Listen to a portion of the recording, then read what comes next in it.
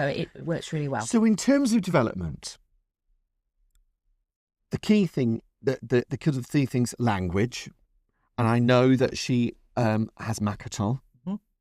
And for those of you who don't know what Makaton is, it's an aid to speech.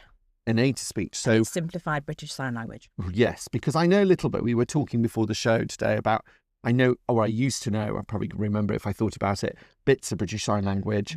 But this is much more simplified. Yes. And much easier for little people, little children to grasp. Yes.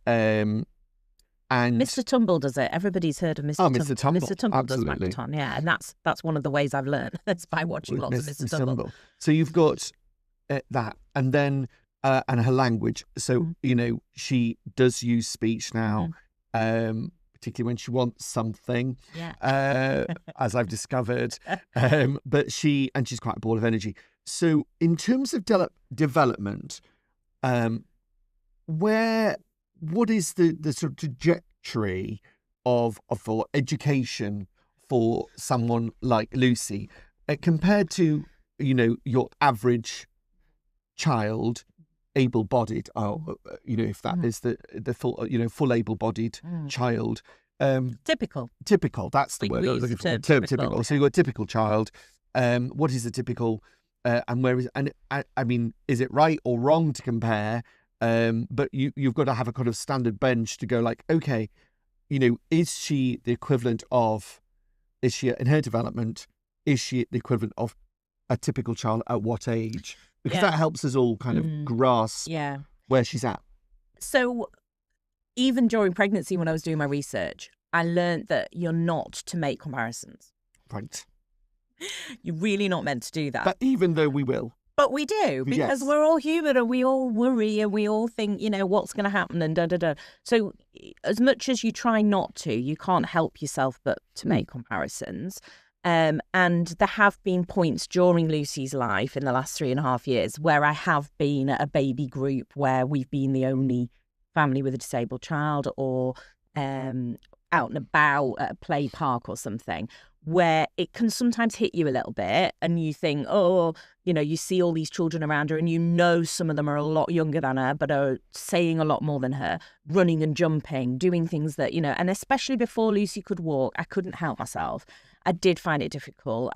But me being me, I wanted to get out there. I wanted to be amongst the community. I wanted to, build that network as well. I wanted a network. I've quite easily built a network of people who have children with Down syndrome because we all want to connect. We all want to support each other.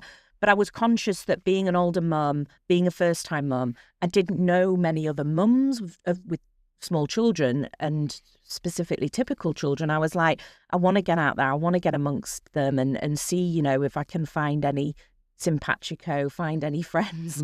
And it wasn't easy for me because I am an older mum and I've got a child with a disability. But, I shout out to my fab friends who have been there for me and supported me from day one. And I met a couple of them locally through just a local mums group, really, in our local children's community cafe called the Owl Tree, which Lucy loves to going there. And I've met lots of fab friends there.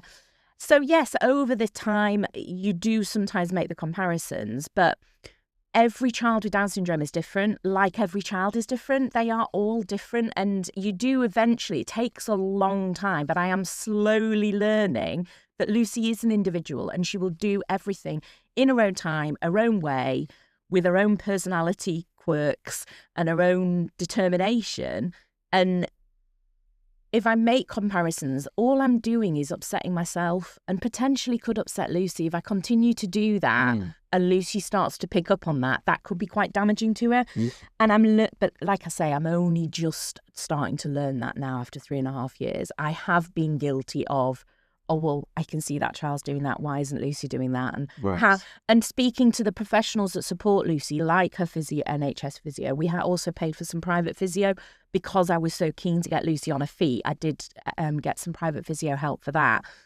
And her Sendos lady, her speech and language therapist, I've been guilty of saying to them, how can we get Lucy to do this? X, Y, or Z? And they're like, Lucy will do it in her own time. We are doing everything. We are building the blocks, Laura, that will enable Lucy to do that in her own time.